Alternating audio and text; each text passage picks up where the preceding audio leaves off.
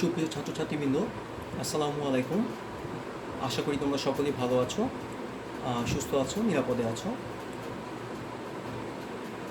আজকের ক্লাসে তোমাদেরকে স্বাগতম। তোমাদের সাথে আমি আছি আব্দুল মোতালেব মিজান, প্রভাষক উদ্ভিদ বিজ্ঞান, সরকারি বাংলা কলেজ, ঢাকা। আমি তোমাদেরকে আজকে অনার্স দ্বিতীয় বর্ষের একটি কোর্স পড়াবো উদ্ভিদ বিজ্ঞানের। কোর্সটি হচ্ছে এমব্রায়োলজি। টপিক হচ্ছে আমাদের চ্যাপ্টার 3 পড়বো আমরা, mega sporangium, mega sporogenesis and formation of female gametophyte. তো গতদিনও আমরা আসলে এমব্রায়োলজির উপরে একটা ক্লাস করেছিলাম চ্যাপ্টার 3 উপরে। সেখানে আমরা পড়েছিলাম মেগা স্পোরানজিয়ামটা সম্বন্ধে আমরা পড়েছিলাম, এই প্রথম অংশটা পড়েছিলাম যে মেগা স্পোরানজিয়াম। সেখানে আমরা দেখেছিলাম আসলে প্রথমেই দেখেছিলাম যে ভ্রূণবিজ্ঞান কাকে বলে। তারপরে আমরা পড়েছি একটা আদর্শ ফুলের কতগুলো অংশ থাকে এবং প্রত্যেকটা অংশের ডিটেলস আমরা পড়েছিলাম। আশা করি তোমাদের মনে আছে যে বৃতি, দল, পুংস্তবক এবং স্ত্রীস্তবক ছিল, প্রত্যেকটা সম্পর্কে আমরা বিস্তারিত পড়েছি। তারপর আমরা দেখেছিলাম যে একটা আদর্শ ডিম্বকের গঠন। তো আজকে আমরা যেহেতু গতদিন আমরা একটা ডিম্বকের গঠন করেছি, আজকে আমরা দেখব যে হচ্ছে ডিম্বকের প্রকারভেদগুলো। যে একটি ডিম্বককে আসলে অনেকগুলো ভাগে ভাগ করা যায়, যেমন 6টি ভাগে এখানে ভাগ করা হয়েছে। প্রথমটা হচ্ছে ঊর্ধ্বমুখী ডিম্বক, যেটাকে বলা হয় অর্থোট্রপাস। দ্বিতীয়টা হচ্ছে অধোমুখী ডিম্বক বা অ্যানাট্রপাস। 3 নম্বর দেখো এই যে বক্রমুখী ডিম্বক বা ক্যাম্পাইলোট্রপাস। 4 নম্বরটা হচ্ছে পার্শ্বমুখী ডিম্বক বা হেমিঅ্যানাট্রপাস। 5 হচ্ছে অর্ধমুখী ডিম্বক বা অ্যাম্ফিট্রপাস। এবং 6 নম্বর যেটা আমাদের সার্সিনোট্রপাস। তাহলে আমরা দেখলাম যে ডিম্বকটাকে 6টা ভাগে ভাগ করা যাচ্ছে। দেখো এখানে ছবিও দেওয়া আছে আমাদের, এখানে একটা ছবি আমরা দেখতে পাচ্ছি। এখন আমাদেরকে আসলে ডিম্বকের প্রকারভেদগুলো জানতে হবে। আমাদের প্রশ্ন করতে পারে যে ডিম্বকের প্রকারভেদগুলো চিত্রসহ বর্ণনা করো। সেক্ষেত্রে তাহলে আমরা প্রথমেই বলবো যে ডিম্বকটাকে প্রকারভেদটাকে হচ্ছে 6টা ভাগে ভাগ করা যায় এবং এই 6টা নাম এবার আমরা প্রথমে চলে যাব তার ডিটেলসটা। দেখো প্রথমেই হচ্ছে আমাদের ঊর্ধ্বমুখী ডিম্বক, যেটাকে বলা হচ্ছে কি অর্থোট্রপাস। আচ্ছা, এখন দেখো নাম দেখে আমরা বুঝতে পারছি ঊর্ধ্বমুখী। তোমরা যদি ছবিটি একটু ভালো করে দেখো, ছবিটাতে দেখো এটা কিন্তু একেবারে উপরের দিকে। এই যে আমরা দেখতে পাচ্ছি যে একটা ওভিউল, অর্থোট্রপাস ওভিউল, যেটা ঊর্ধ্বমুখী ডিম্বক, এটা ডিম্বকরন্ধ্র কিন্তু একেবারে উপরের দিকে উঠে আছে। তাহলে দেখো কি বলেছে, এই ধরনের ডিম্বক উপরের দিকে মুখ করে অবস্থান করে। আমরা দেখেই বুঝতে পারছি তার মুখটা কোথায়, তার মুখটা কিন্তু একেবারে উপরের দিকে। তাহলে আমরা বুঝতে পারলাম যে ঊর্ধ্বমুখী ডিম্বকের মুখটা থাকবে একেবারে উপরের দিকে অবস্থান করবে। আচ্ছা, তারপর দেখো ডিম্বক মূল, এই যে নিচে আমাদের ডিম্বক মূল যেটা ক্যালাজা। তারপর হচ্ছে ডিম্বক নাড়ি ফিউনিকুলাস। আরেকটা হচ্ছে ডিম্বকরন্ধ্র, একেবারে অগ্রপ্রান্তে যেই ডিম্বকরন্ধ্র মাইক্রোপাইল, এরা একই সরলরেখা অবস্থান করে। তাহলে ডিম্বকটা করলে একেবারে ঊর্ধ্বমুখী হয়ে অবস্থান করবে। তারপর হচ্ছে ডিম্বক নাড়ি, ডিম্বক মূল আর এই উপরের অংশ যেটা, এই তিনটেই একটা সরলরেখায় কী করবে, অবস্থান করবে।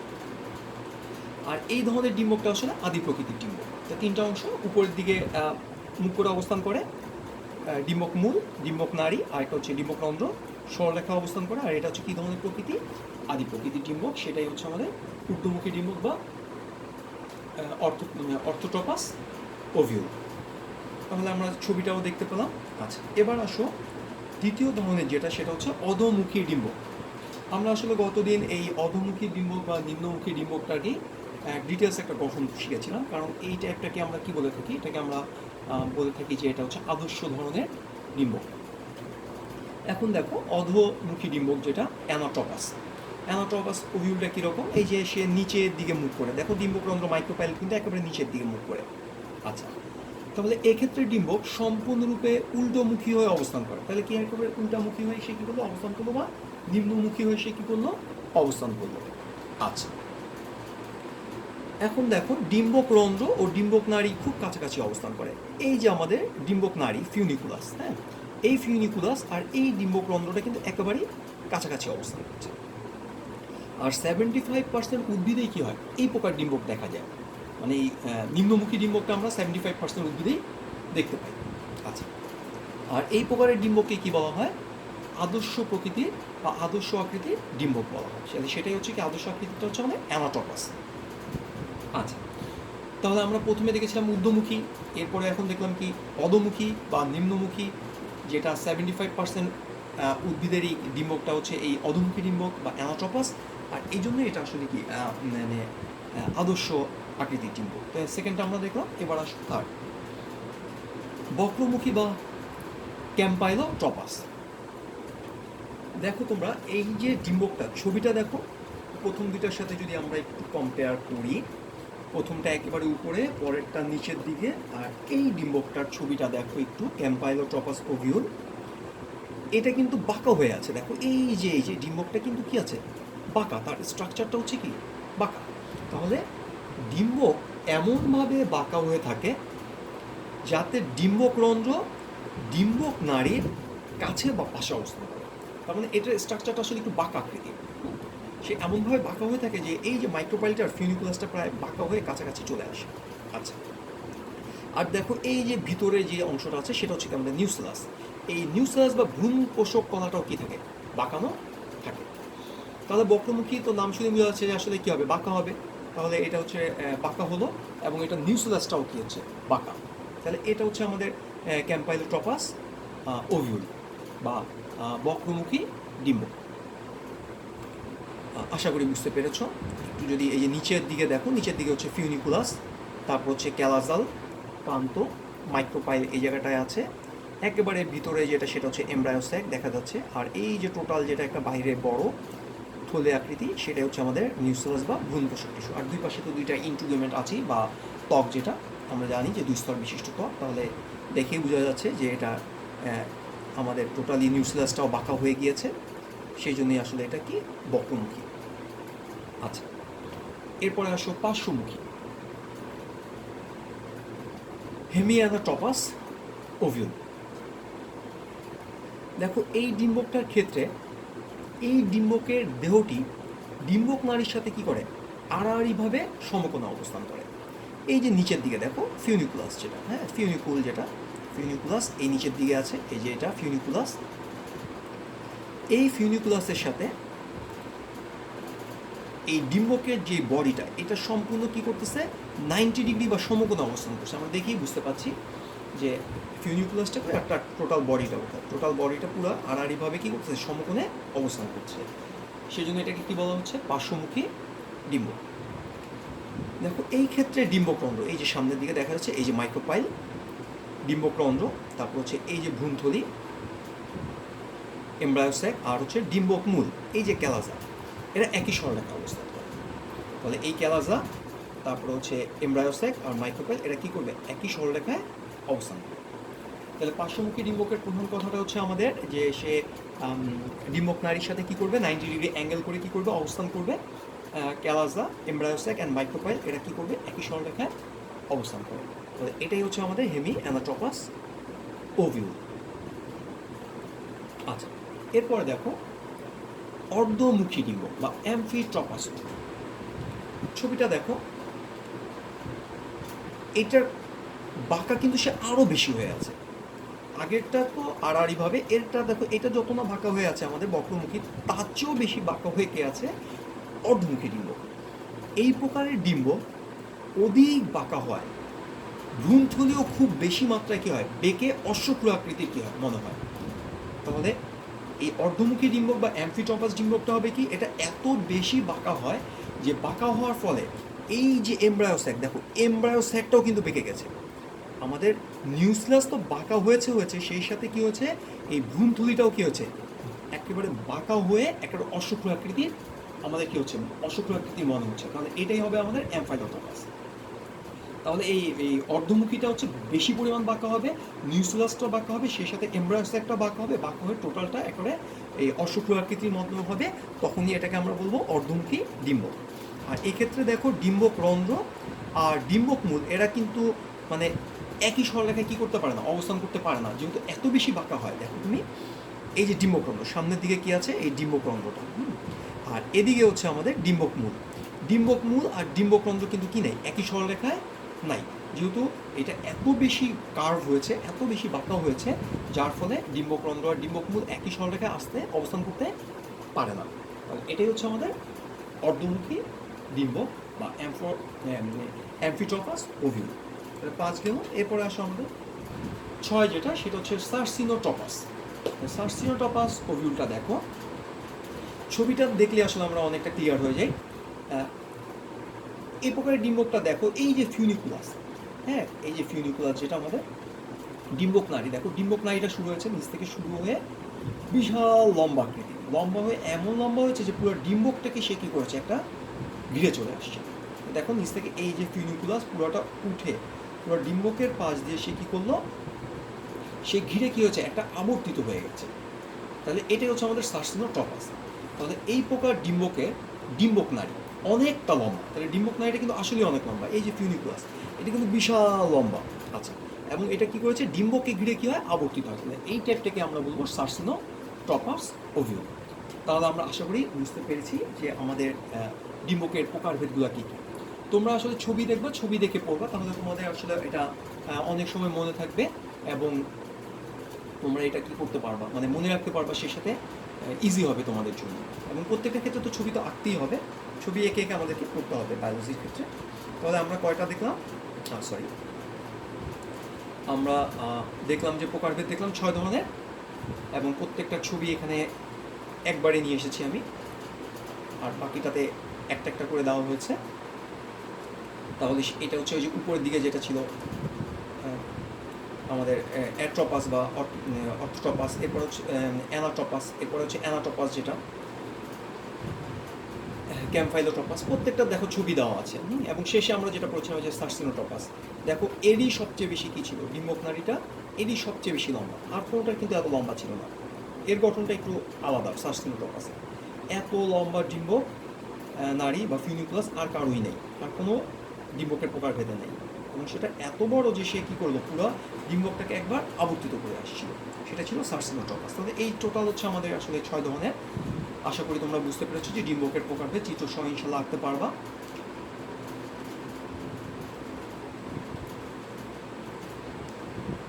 আচ্ছা, তাহলে আমাদের ডিম্বকের প্রকারভেদ গেল। এবার দেখো আমরা যেটা পড়বো সেটা হচ্ছে অমরা কি এবং অমরা বিন্যাস কি। আচ্ছা, তাহলে প্রথমে আমাদেরকে জানতে হবে যে অমরা কাকে বলে। আচ্ছা, আমরা দেখি যে অমরা জিনিসটা আসলে কি। দেখো অমরা হচ্ছে গর্ভাশয়ের ভিতর, নিশ্চয়ই মনে আছে যে গর্ভাশয় আমরা কি বলেছিলাম যে স্ত্রীস্তবকের 3টা অংশ ছিল, একটা হচ্ছে গর্ভাশয়, তারপর কি ছিল গর্ভদণ্ড, আর একটা হচ্ছে গর্ভমুণ্ড। তাহলে এটা কোথায় হচ্ছে, গর্ভাশয়ের ভিতরে উৎপন্ন বিশেষ প্রকার প্যারেনকাইমা টিস্যু। তাহলে গর্ভাশয়ের ভিতরে কি থাকে, একটা বিশেষ প্যারেনকাইমা টিস্যু থাকে, যা থেকে কি তৈরি হয়, ডিম্বকটা উৎপন্ন হয়, তাকে কি বলা হয়, অমরা বা প্লাসেন্টা বলা হয়। তাহলে অমরাটা কি, অমরাটা হচ্ছে গর্ভাশয়ের ভিতরে একটা টিস্যু থাকবে, যেই টিস্যুটা থেকে কি হয়, ডিম্বকটা উৎপন্ন হয়, সেই অংশটা কি বলা হয়, অমরা বা প্লাসেন্টা। এখন দেখো অমরা বিন্যাসটা কি। অমরা বিন্যাসটা হচ্ছে গর্ভাশয়ের ভিতরে আসলে বা অভ্যন্তরে অমরা যেই পদ্ধতিতে কি থাকে, সে যে পদ্ধতি সে বিন্যস্ত থাকবে তাকে আমরা বলবো অমরা বিন্যাস বা প্লাসেন্টেশন। তাহলে একটা হচ্ছে প্লাসেন্টা, প্লাসেন্টা মানে অমরা, আর প্লাসেন্টেশনটা হচ্ছে আসলে ওই অমরাটা বিন্যাসটা, সে গর্ভাশয়ের ভিতর কী কন্ডিশনে সে বিন্যস্ত আছে, সেটাই হচ্ছে প্লাসেন্টেশন বা অমরা বিন্যাস। আচ্ছা, তাহলে যে টিস্যু থেকে উৎপন্ন হবে, সেই যে টিস্যু থেকে ডিম্বকটা উৎপন্ন হয় সেটা হচ্ছে অমরা, আর তার বিন্যাসটাই হচ্ছে অমরা বিন্যাস। এবার আসো এই যে অমরা বিন্যাস, এটা আবার বিভিন্ন ধরনের আমরা আসলে কি দেখি, গর্ভাশয়ের ভিতরে অমরাটা কী হতে পারে, বিন্যস্ত হতে পারে। এখানে তোমার 7 ধরনের অমরা বিন্যাস আমরা দেখতে পাচ্ছি। প্রথমটা দেখো মার্জিনাল প্লাসেন্টেশন। প্রথমে আমরা দেখলাম যে মার্জিনাল প্লাসেন্টেশন দেখব। 2 দেখো এক্সাইল প্লাসেন্টেশন বা এক্সাইল ধরনের অমরা বিন্যাস। 3 হচ্ছে ফ্রি সেন্ট্রাল প্লাসেন্টেশন। 4 নম্বরটা কি বলেছে, এটা বলেছে প্যারাইটাল প্লাসেন্টেশন। এরপরটা হচ্ছে সুপারফিশিয়াল প্লাসেন্টেশন। 6 নম্বর ব্যাসাল প্লাসেন্টেশন এবং 7 নম্বরটা হচ্ছে এপিকাল প্লাসেন্টেশন। এখানে আমাদের বলতে পারে যে আপনারা চিত্রসহ অম্রা বিন্যাসের প্রকারভেদটা বর্ণনা করেন। তাহলে আমরা অম্রা বিন্যাস 7 ধরনের দেখতে পেলাম। এবার প্রত্যেকটা অম্রা বিন্যাসে আমরা ডিটেলসটা আমরা একটু দেখব যে কি বলেছে। তাই প্রথমেই দেখো মার্জিনাল প্লাসেন্টেশন। তোমাদের প্রত্যেকটা ছবি সহ কিন্তু পড়তেই হবে, বায়োলজিতে আমাদের ছবিটা বেশ গুরুত্বপূর্ণ। তাহলে প্রথমেই বলেছি আমরা প্লাসেন্টেশন বা অম্রা বিন্যাসের প্রকারভেদে 1 নম্বরটা হচ্ছে মার্জিনাল প্লাসেন্টেশন, যেটাকে বাংলায় বলা হয় এক প্রান্তীয় অম্রা বিন্যাস। আচ্ছা, কি বলেছে দেখো, এক প্রকোষ্ঠ বিশিষ্ট গর্ভাশয়। এই যে ছবিটা দেখো, এই ছবিটার কিন্তু একটা প্রকোষ্ঠ, এখানে কিন্তু একটাই চেম্বার আছে। আচ্ছা, তাহলে বলেছে এক প্রকোষ্ঠ বিশিষ্ট গর্ভাশয়ের এক কিনার বরাবর অম্রা অবস্থান করে। আশা করি তোমরা বুঝতে পেরেছো যে এক প্রান্তীয় অম্রা বিন্যাস, এখানে আমাদের চেম্বার আছে একটা। দেখো কার্সর দিয়ে আমি বুঝাচ্ছি তোমাদেরকে যে একটা প্রকোষ্ঠ বিশিষ্ট গর্ভাশয়, এই গর্ভাশয়ের একটা কিনার বরাবর, এই যে দেখো কিনার, এই আমাদের ছবিটার ডান পাশের এই কিনার বরাবরই কী করতেছে, অম্রাটা অবস্থান করছে। আচ্ছা, তাহলে এইটা হচ্ছে এক প্রান্তীয় অম্রা বিন্যাসের গর্ভাশয়ের প্রকোষ্ঠ হচ্ছে একটা, এবং অম্রাটা অবস্থান করবে একদম কিনারে, একটা কিনার বরাবর সে কী করলো, অবস্থান করবে। এই যে দেখা যাচ্ছে অম্রা অবস্থান করবে। আচ্ছা, তাহলে এই ধরনের অম্রা বিন্যাসকে আমরা বলবো এক প্রান্তীয় অম্রা বিন্যাস বা মার্জিনাল প্লাসেন্টেশন। এখন দেখো এটা পাওয়া যায় কোথায়, এটা পাওয়া যায় হচ্ছে ফ্যাবিয়েসি গোত্রে। এই ধরনের আমরা কি পাবো, অম্রা বিন্যাস আমরা পাবো। তাহলে প্রথমটা ইনশাআল্লাহ আমরা বুঝতে পেরেছি মার্জিনাল প্লাসেন্টেশনটা কি। আচ্ছা, তাহলে কি মনে রাখতে হবে, মার্জিনালে হচ্ছে কি একটা প্রকোষ্ঠ এবং একটা কিনার বরাবর সে থাকে। আর গোত্রটা এটা আমরা কোথায় দেখবো, ফ্যাবিয়েসি। আর ফ্যাবিয়েসি উদ্ভিদের গোত্রে যেমন একটা নাম দেওয়া আছে আমাদের পাইসাম স্যাটিভাম, এটাতে আমরা এটা পাবো। ওকে, মার্জিনাল তাহলে বুঝতে পারলাম এক প্রান্তীয় অম্রা বিন্যাস। এবার আমরা দ্বিতীয়টা যাই। সেকেন্ড হচ্ছে আমাদের এক্সাইল প্লাসেন্টেশন, যেটাকে বাংলায় বলা হয় অক্ষীয় অম্রা বিন্যাস। আচ্ছা, ছবির সাথে কিন্তু পার্থক্য করা যায়। এখানে প্রকোষ্ঠ ছিল একটা, এখন দেখো এখানে কিন্তু প্রকোষ্ঠ বোঝাই যাচ্ছে যে অনেকগুলো প্রকোষ্ঠ আছে। এখানে এই যে ছবিতে একটা, এখানে একটা, এখানে আরেকটা, তাহলে এখানে এই ছবিতে আমরা 3টা প্রকোষ্ঠ দেখতে পাচ্ছি। আচ্ছা, তাহলে অক্ষীয় অম্রা বিন্যাসটা কি, এক্ষেত্রে গর্ভাশয়ে একাধিক প্রকোষ্ঠ থাকে। ছবিতে স্পষ্টভাবে বোঝা যাচ্ছে একাধিক প্রকোষ্ঠ থাকতেছে। তাহলে গর্ভাশয়ে কি থাকবে, একাধিক প্রকোষ্ঠ থাকে, এবং গর্ভাশয়ের কেন্দ্রে সৃষ্ট অক্ষ থেকে, দেখো এই যে কেন্দ্র একেবারে সেন্টারে, এই কেন্দ্র সৃষ্ট অক্ষ থেকে প্রতিটা প্রকোষ্ঠে অম্রা উৎপন্ন হয়। তাহলে প্রথম কথা কি, অক্ষীয় অম্রা বিন্যাসে আমাদের গর্ভাশয় কি থাকে, একাধিক প্রকোষ্ঠ। এই যে আমরা দেখতে পাচ্ছি যে এখানে একাধিক প্রকোষ্ঠ আছে, এবং গর্ভাশয়ের কেন্দ্রে, একেবারে এই কেন্দ্রে দেখো সেন্টারে, একেবারে মাঝখানে যে গোল করে আছে, এই যে গর্ভাশয়ের কেন্দ্রে সৃষ্টি যে অক্ষটা, এই অক্ষ থেকে প্রত্যেকটা প্রকোষ্ঠে কী হচ্ছে, অম্রা তৈরি হচ্ছে। দেখো এইখান থেকে প্রত্যেকটা প্রকোষ্ঠ, এই যে একটা প্রকোষ্ঠ, এখানে অম্রা তৈরি হয়েছে, এখানেও তৈরি হচ্ছে, এখানেও তৈরি হচ্ছে। তাহলে অক্ষীয় অম্রা বিন্যাস কাকে বলে, গর্ভাশয়ে একাধিক প্রকোষ্ঠ, আর গর্ভাশয়ের কেন্দ্রে যে অক্ষ থাকে সেখান থেকে প্রত্যেকটা প্রকোষ্ঠে কী হবে, অম্রা তৈরি হবে। এই ধরনের অক্ষীয় অম্রা বিন্যাস আমরা কোথায় দেখতে পাবো, এটা আমরা দেখতে পাবো মালবেসি গোত্রে। মালবেসি গোত্রে আমরা এই এক্সাইল প্লাসেন্টেশনটা দেখতে পাবো। এবার আসো 3 ফ্রি সেন্ট্রাল প্লাসেন্টেশন, তাহলে মুক্ত মধ্য অম্রা বিন্যাস। তাহলে মুক্ত মধ্য অম্রা বিন্যাসটা কাকে, দেখো তুমি ছবি দেখো, ছবিতে কিন্তু আগের ছবিটাতে কিন্তু অনেকগুলো প্রকোষ্ঠ ছিল, হ্যাঁ, কিন্তু এই ছবিতে কিন্তু কি নেই, এই ফ্রি সেন্ট্রাল প্লাসেন্টেশনে কিন্তু অনেকগুলো প্রকোষ্ঠ নাই। তাহলে এখানে কি আছে, এক্ষেত্রে গর্ভাশয়টা এক প্রকোষ্ঠ বিশিষ্ট, দেখো এই যে একটাই প্রকোষ্ঠ। আচ্ছা, তাহলে ফ্রি সেন্ট্রাল প্লাসেন্টেশনে গর্ভাশয়ের প্রকোষ্ঠ পাবো কয়টা, একটা পাবো, এবং কেন্দ্রীয় অক্ষ দেখো একটাই প্রকোষ্ঠ পেলাম, এবং এই যে কেন্দ্রীয় অক্ষ, এই কেন্দ্রীয় অক্ষর চারপাশে কি হবে, অম্রাটা কি থাকে, বিন্যস্ত থাকে। তাহলে প্রকোষ্ঠ দেখলাম কয়টা, গর্ভাশয়ের প্রকোষ্ঠ হচ্ছে একটা, আর এই যে কেন্দ্রীয় অক্ষ, এই কেন্দ্রীয় অক্ষ চারপাশে কি হচ্ছে, এই যে অম্রাগুলা বিন্যস্ত হচ্ছে। আচ্ছা, এখন এই যে আমাদের ফ্রি সেন্ট্রাল প্লাসেন্টেশন, এটা আমরা কই পাবো, ডায়ান্থাস নামক উদ্ভিদে আমরা কি পাই, এই অম্রা বিন্যাসটা আমরা দেখতে পাই। তাহলে আমরা 3টা কিন্তু অলরেডি দেখে ফেলেছি, ছবি দেখা যাচ্ছে কিন্তু মার্জিনাল একটা প্রকোষ্ঠ, এক কোণা থেকে অম্রা তৈরি। এরপর হচ্ছে এক্সাইল, অনেকগুলো প্রকোষ্ঠ, কেন্দ্রীয় অক্ষ থেকে কি হচ্ছে, প্রত্যেকটা প্রকোষ্ঠে কি হচ্ছে, অম্ল উৎপন্ন হচ্ছে। আর থার্ড যেটা ছিল আমাদের ফ্রি, প্রকোষ্ঠ একটা, কেন্দ্রীয় অক্ষের চারপাশ থেকে কি হচ্ছে, অম্লগুলো বিন্যস্ত হচ্ছে। এই হচ্ছে আমাদের তিনটা। এরপরে আসো চার। চারের যে অম্লা বিন্যাস সেটা হচ্ছে আমাদের প্যারাইটাল প্লাসেন্টেশন। প্যারাইটাল প্লাসেন্টেশন যেটা বাংলায় বলা হচ্ছে আমাদের বহু প্রান্তীয় অম্লা বিন্যাস।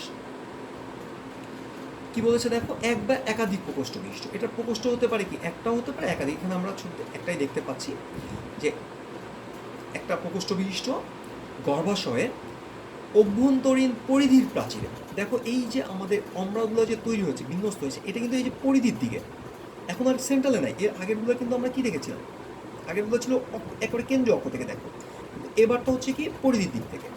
তাহলে এক বা একাধিক প্রকোষ্ঠ বিশিষ্ট গর্ভাশয় থাকবে, সেই গর্ভাশয়ের অভ্যন্তরীণ পরিধির প্রাচীরে। দেখো এই যে পরিধি, এই পরিধির প্রাচীরে একাধিক অম্লা বিন্যস্ত থাকে। তাহলে এই পরিধির প্রাচীর থেকে অম্লা বিন্যস্ত হলো, এই পরিধির প্রাচীর থেকে কোন দিকে, ওই অভ্যন্তরীণ যে আমাদের প্রাচীরে কি হচ্ছে, একাধিক অম্লা বিন্যস্ত থাকে। তাহলে এক প্রকোষ্ঠ বিশিষ্ট গর্ভাশয় বা একাধিক প্রকোষ্ঠ বিশিষ্ট গর্ভাশয়ের অভ্যন্তরীণ পরিধীয় প্রাচীরে, এটার কেন্দ্রে না থেকে পরিধীয় প্রাচীরে একাধিক অম্লা কি থাকবে, বিন্যস্ত থাকবে। সেটাকে আমরা বলবো বহুপ্রান্তীয় অম্লা বিন্যাস। কারণ এই প্রাচীর থেকে কি হচ্ছে, অনেকগুলো তৈরি হচ্ছে। এই পরিধীয় প্রাচীর থেকে এই যে এখানে তৈরি হলো, এখানে তৈরি হলো অম্লা, এখানে হলো, সেই জন্য এটা হচ্ছে বহুপ্রান্তীয় অম্লা বিন্যাস। এই বহুপ্রান্তীয় অম্লা বিন্যাস বা প্যারাইটাল প্লাসেন্টেশন এটা আমরা দেখতে পাবো কোথায়, ব্রাসিকেসি নামক উদ্ভিদে কি পাবো, এই প্রকার অম্লা বিন্যাস আমরা পাবো। তাহলে আশা করি এটা বুঝতে পেরেছ। প্যারাইটালটা এটা আসলে পরিধির থেকেই কি হচ্ছে, এই পরিধির প্রাচীর থেকেই কি হচ্ছে, একাধিক অম্লা তৈরি হচ্ছে। যেহেতু পরিধির প্রাচীর থেকে হচ্ছে একাধিক অম্লা, সেই জন্য এটা আসলে বহুপ্রান্তীয়। আচ্ছা, এরপরের দেখো 5 নম্বর, আমাদের 5 নম্বর শ্রেণীবিন্যাস যেটা ক্লাসিফিকেশন 5 নম্বর যেটা আমাদের, সেটা হচ্ছে গোত্রীয় অম্লা বিন্যাস বা সুপারফিশিয়াল প্লাসেন্টেশন। এই সুপারফিশিয়াল প্লাসেন্টেশনটা কি, দেখো এক্ষেত্রে গর্ভাশয় একাধিক প্রকোষ্ঠ বিশিষ্ট। দেখো এখানে গর্ভাশয় অনেকগুলো প্রকোষ্ঠ বিশিষ্ট, অনেকগুলো। দেখো ছবিতে আমরা দেখতে পাচ্ছি সুপারফিশিয়াল